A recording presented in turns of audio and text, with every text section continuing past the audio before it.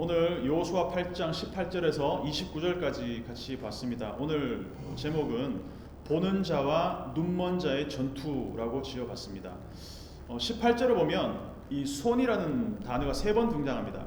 하나님이 여호수아에게 이르시되 너의 손에 잡은 단창을 들어 아이를 가리키면 내가 이 성읍을 너의 손에 넘겨주겠다. 이 야드란 말.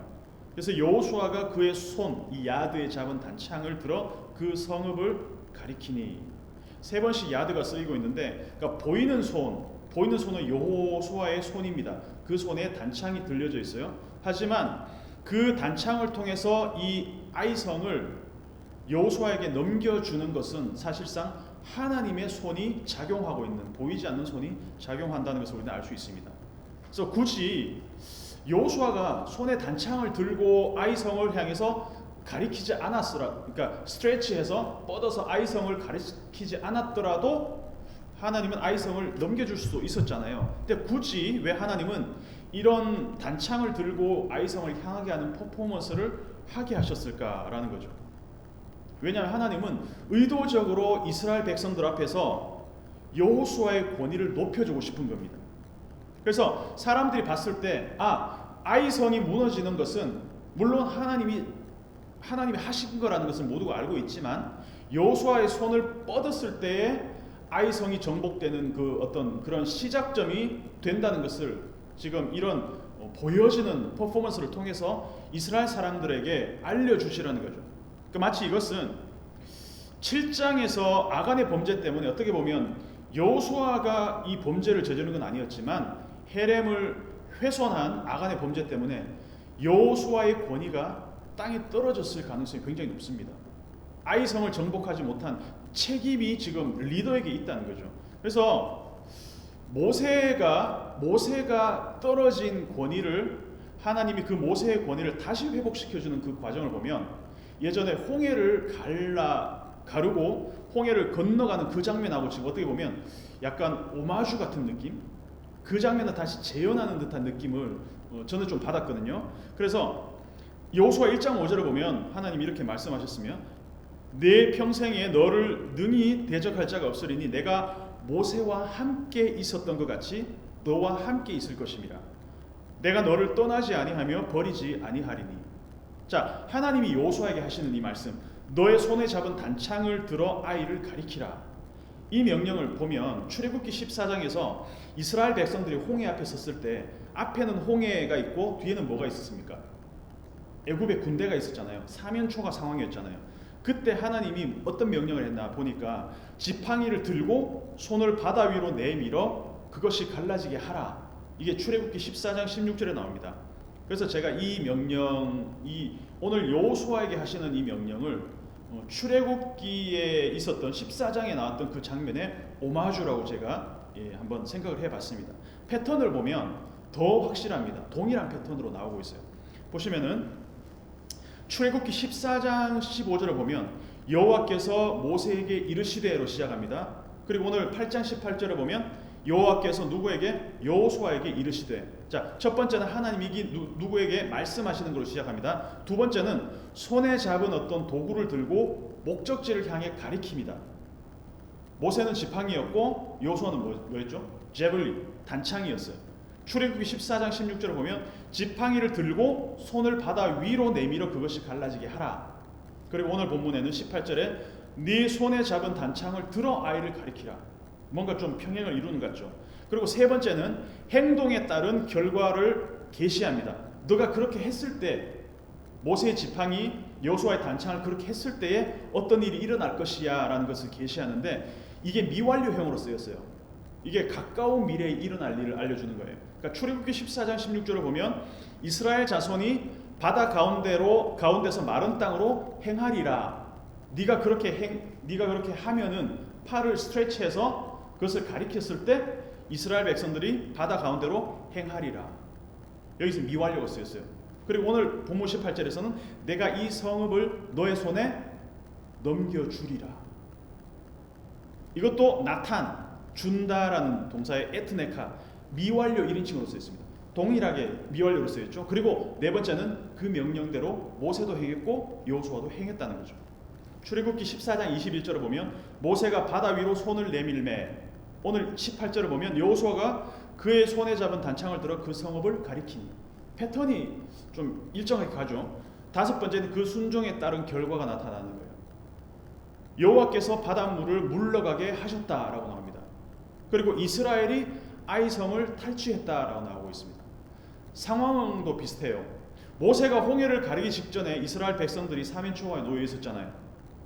앞에는 바다고 뒤에는 애국 군대가 추격하고 있고, 그리고 그때 백성들의 원망이 하늘을 찔렀습니다. 출애굽기 14장 10절에서 12절까지 읽어보면 바로가 가까이 올 때에 이스라엘 자손이 눈을 들어본즉 애굽 사람들이 자기들 뒤에 이른지라.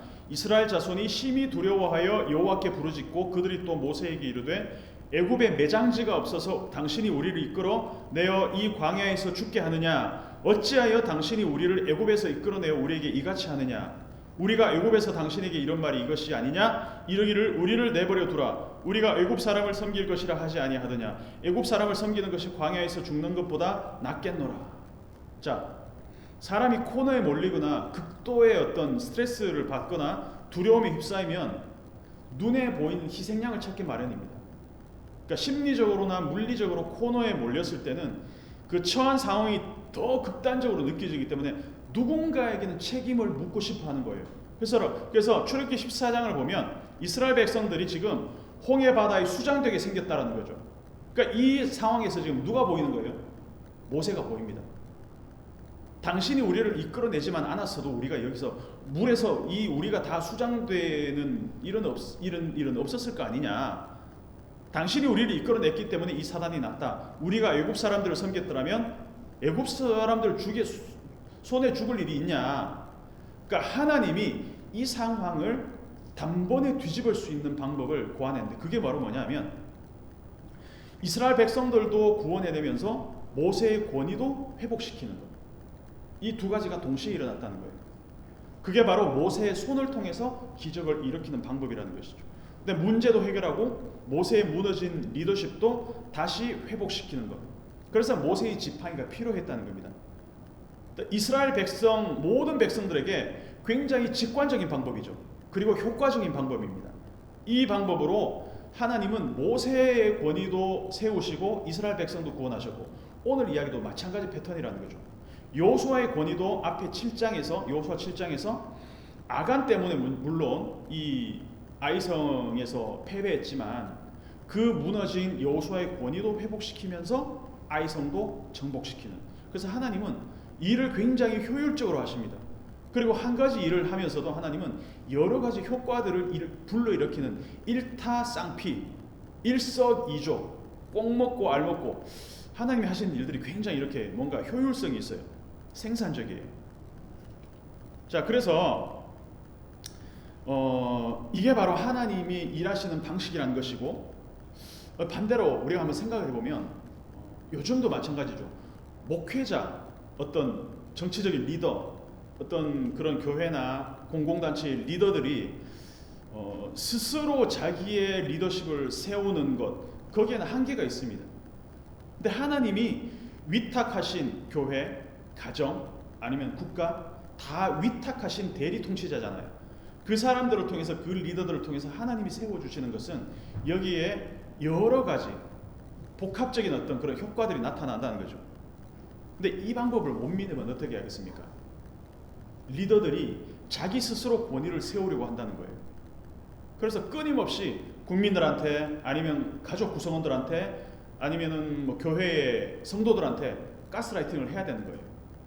스스로 권위를 세워야 되기 때문에. 그래서 우리는 성경을 통해서 보는 것은 하나님께서 내가 오늘 너를 모든 이스라엘 백성들 앞에서 높이겠다, 세워주겠다, 너의 권위를 내가 한 번에 회복시켜주겠다, 이런 하나님의 방법들을 우리가 신뢰한다면 굳이 우리가 우리 방법들로 우리의 권위를 세우려고 하지 않아도 하나님이 세워주신다는 것을 우리는 본문을 통해서 볼 수가 있다는 것입니다. 자, 또 반대로 모세의 손 아니면 여호수아의 손만 보고 하나님을 못 보는 경우가 생기겠죠. 모세의 손이나 여호수아의 손만 보고 모세나 여호수아의 손, 사람들이나 아니면 어떤 그런 도구들을 절대시하는 경우도 생길 수 있다는 거죠. 우리도 마찬가지라는 겁니다. 어떤 정치인이라든가 목사라든가 리더들, 그런 사람들을 절대적인 존재로 어떤 여기게 된다라고 한다면 하나님이 그 직책을 위임했다는 사실을 망각할 가능성이 높다라는 것이죠. 그래서 본질을 보지 못하면 보이는 것에 많은 의미를 부여하게 된다는 거죠. 사람 아니면 도구, 사물을 절대시할 때도 있다라는 겁니다. 특별히 우리가 성경에서 언약궤가 얼마나 많이 절대시되는 장면들을 봐왔습니까? 모세의 지팡이, 여호수아가 들었던 단창, 이런 것들이 신성시 될 수도 있다는 거죠. 가장 극단적인 예가 무엇이었습니까? 하나님은 보이지 않기 때문에 사람들이 보이는 하나님을 만든 게 뭐였어요? 아론이 만든 금송아지, 황금송아지, 그리고 언약궤 같은 거. 여호수아 1장부터 계속 등장하는 언약궤가 하나님의 임재를 가장 상징적으로 보여주긴 하지만 언약궤 자체를 신성시했을 때 어떤 일이 생겼습니까?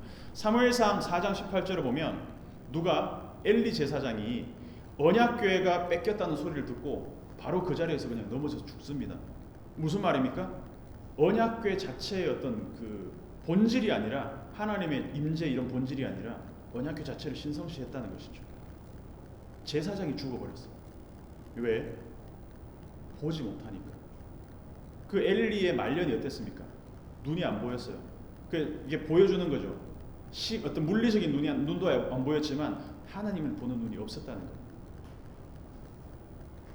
반대로 다윗 같은 경우 압살롬에게 쫓겨서 예루살렘을 이렇게 비워놓고 떠나잖아요.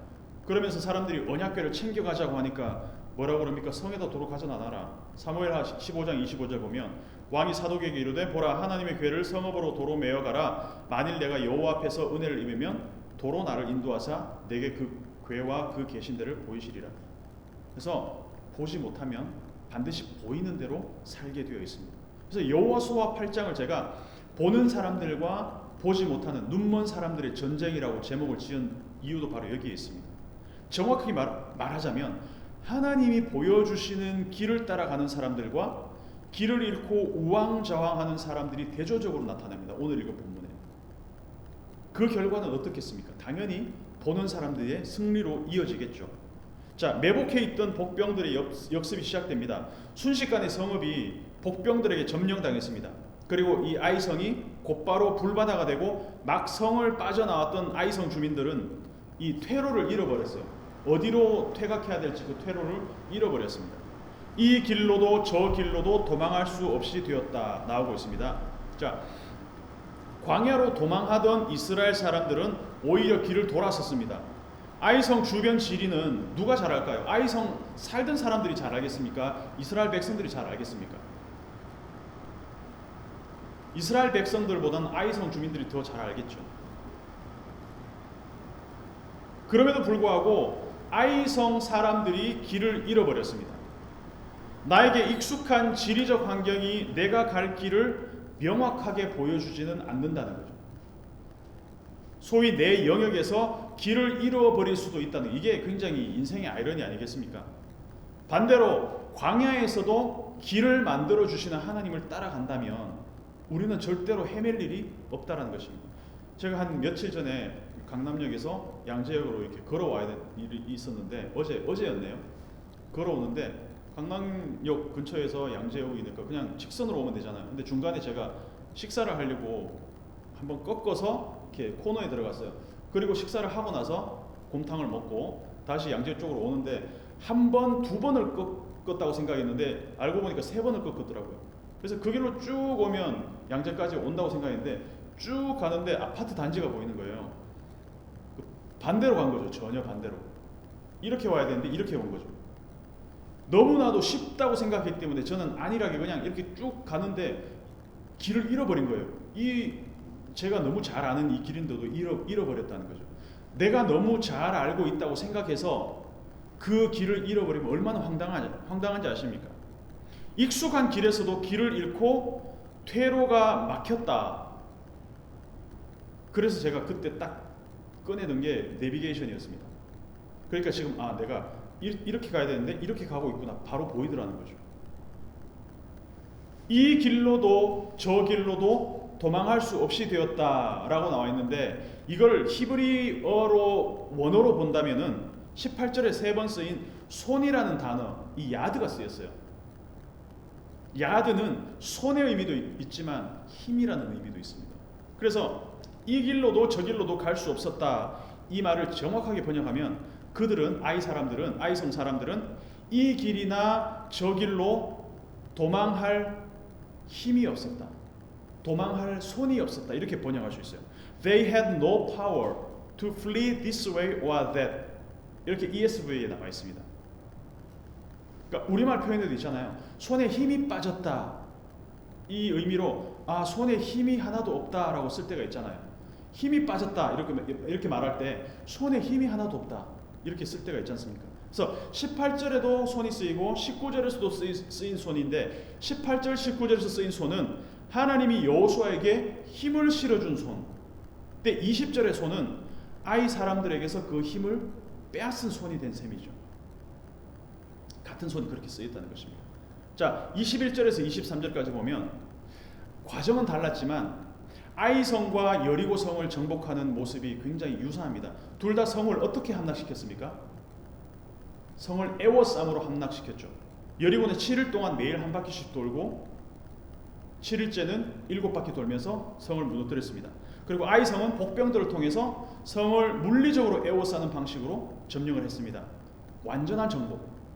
그래서 한 사람도 남거나 도망하지 못하게 하였다. 여호수아 1장부터 계속 강조되는 게 바로 이거라는 거예요. 모든 이스라엘이 발로 밟는 모든 땅을 여호수아의 모든 날 동안 내가 주겠다. 콜이 계속해서 반복되고 있다는 것이죠. 그러니까 하나님의 선물의 대상도 범위도 과정도 다 총체적으로 주어지는 은혜라는 것입니다.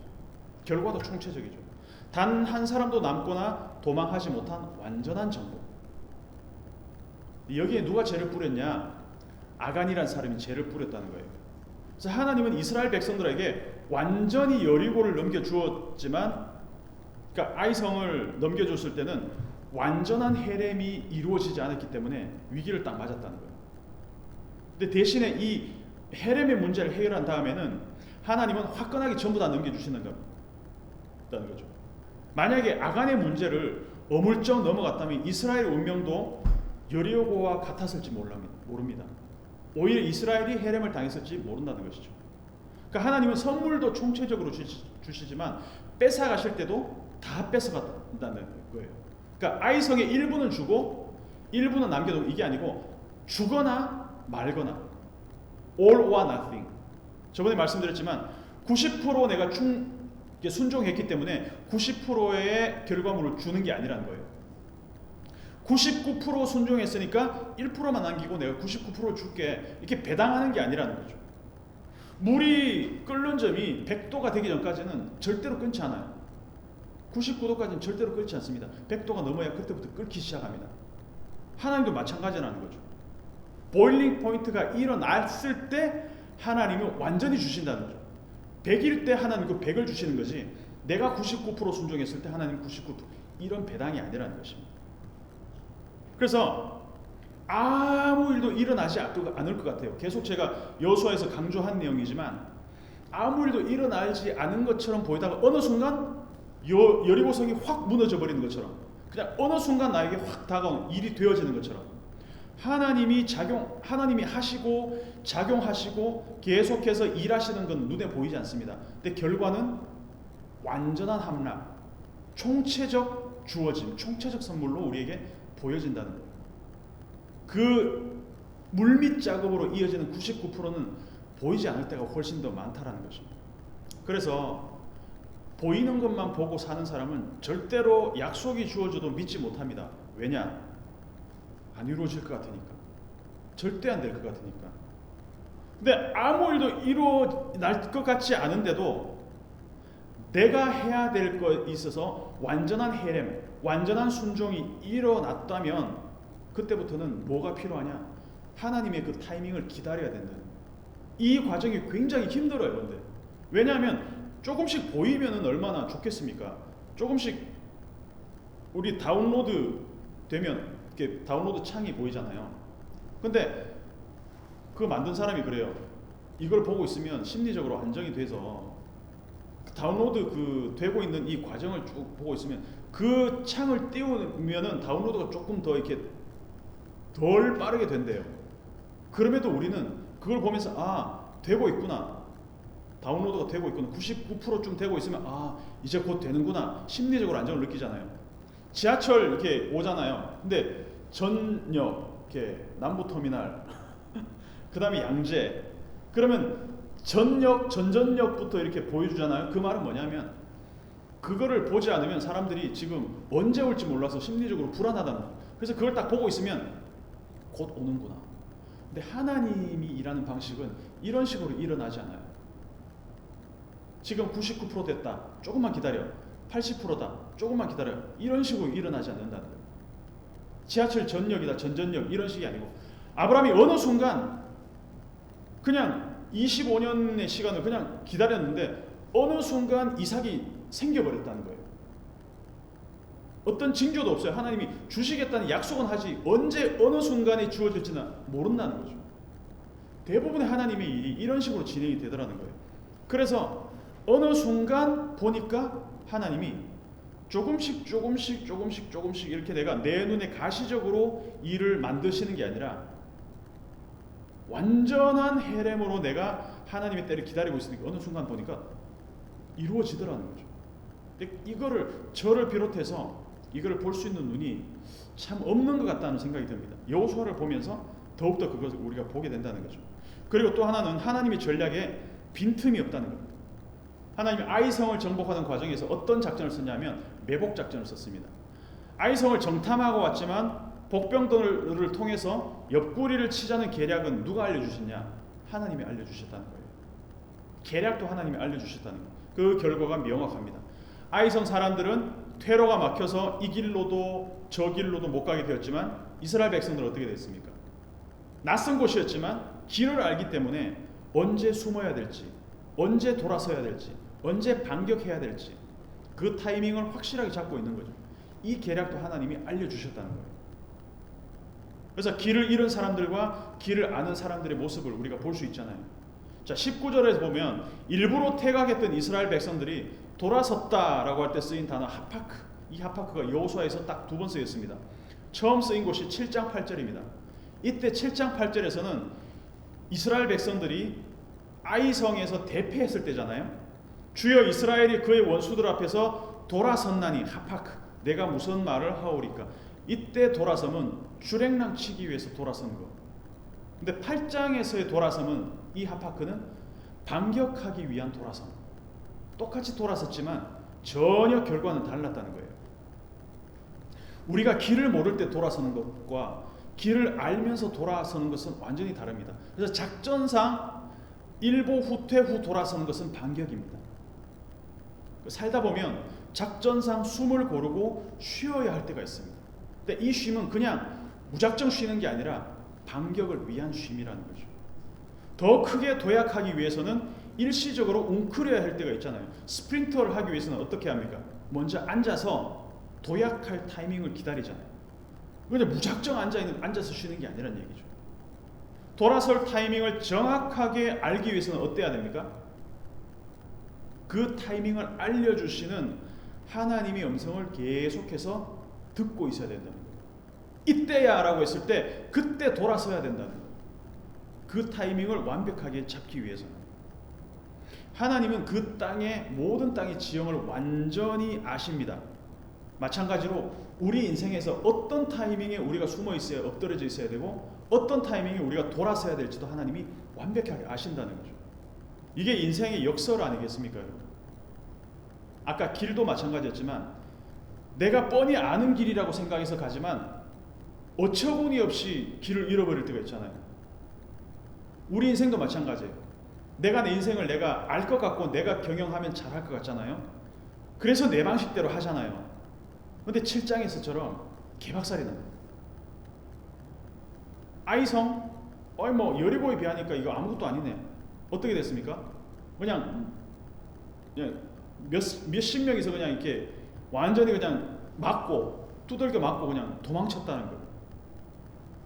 그런데 8장에서는 길을 보여주시는 그 길대로 숨어있다가 매복했다가 돌아서니까 생각하지도 못한 방법으로 승리를 맛보았다는 거죠. 내가 안다고 생각하는 순간, 내 인생, 나를 믿는 순간 하나님이 계략이 우습게 보일 수 있습니다. 하나님보다 내가 더 잘할 수 있을 것 같아요. 이게 항상 겪는 딜레마 아니겠습니까? 우리가 너무 명확한 원리이기도 합니다. 내 인생 내가 살면은 내가 이렇게 해보면 좀 더 잘할 것 같은데, 내 방식대로 하면 될 것 같은데, 근데 너무 많은 순간 우리는 좌절할 때가 많이 있다는 거죠. 왜냐하면 우리가 할 때는 이렇게 보이니까, 이렇게 하면 될 것 같으니까.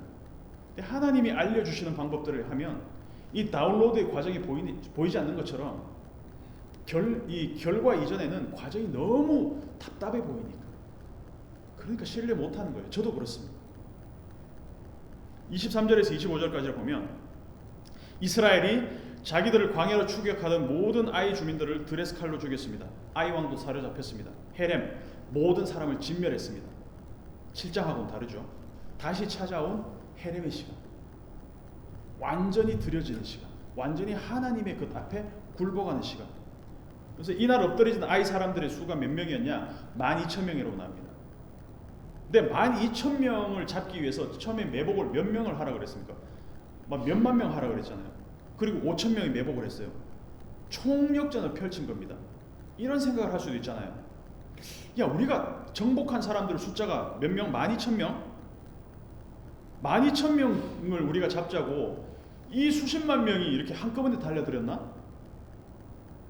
그러면 이렇게 생각을 할 수 있을 것 같아요. 7장에서 보면 우리가 아이성에서 진 게 이게 말이 돼?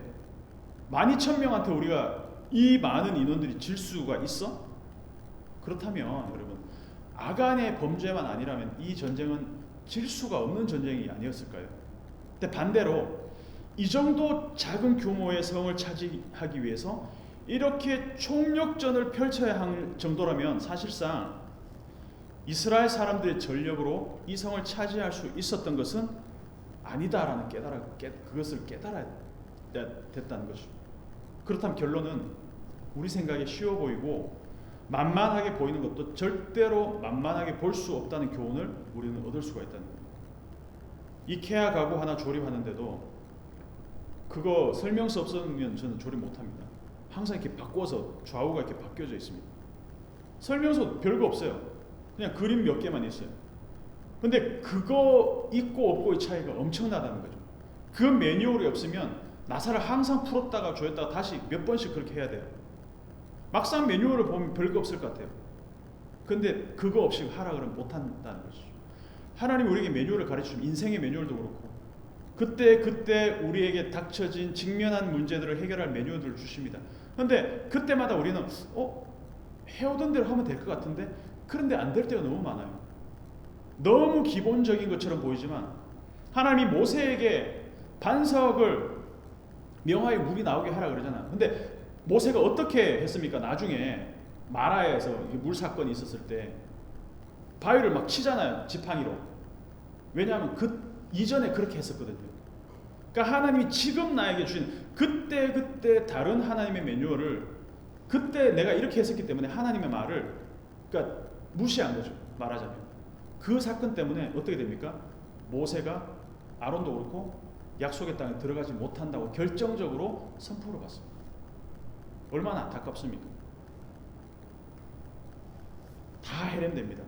26절에 주민들이 진멸되고 27절에 가축과 노량물이 탈취되고 28절에 아이성이 불살라지고 그리고 29절에는 마지막으로 아이 왕이 해질 때까지 나무에 달렸다가 내려옵니다. 나무에 달리는 이 행위, 제 시간에 매장하지 않으면 내세에 영향을 준다라고 믿었던 시대예요. 나무에 장시간 시체를 매달아 뒀는다는 것은 이 아이 왕이 저주 가운데 놓였다. 이 아이성은 왕부터 이 짐승들 가축들까지 완전히 헤렘이 되어졌다라는 것을 지금 우리에게 알려주고 있다라는 것입니다. 그리고 나서 마지막에 오늘날까지 있었더라. 돌무더기를 쌓았고 오늘까지 있더라. 돌무더기를 쌓았으니 오늘까지 있더라. 여호수아 4장 9절, 7장 26절, 그리고 8장 29절에도 돌로 큰 무더기를 쌓았더니 이것이 오늘까지 있더라. 이 패턴이 계속해서 반복되어 있어 나옵니다. 그래서 여호수아에는 큰 사건 후에는 이스라엘 백성들에게 돌로 거기를 어떤 단을 쌓게 하고 그것이 오늘까지 있더라는 코멘트가 이후에도 나옵니다. 여호수아 8장 이후에도 계속해서 나옵니다. 왜 이렇게 반복을 할까? 아이성을 정복하는 과정이나 요단강을 건너는 과정이나 아간을 돌로 치는 일들은 역사상 한 번 일어난 일이지만 그 패턴은 우리 일상에서도 계속해서 반복해서 일어나고 있다는 얘기예요. 그러니까 길을 잃고 우왕좌왕하는 인생들은 이 시대나 어느 시대나 모든 시대에 다 있다는 얘기입니다.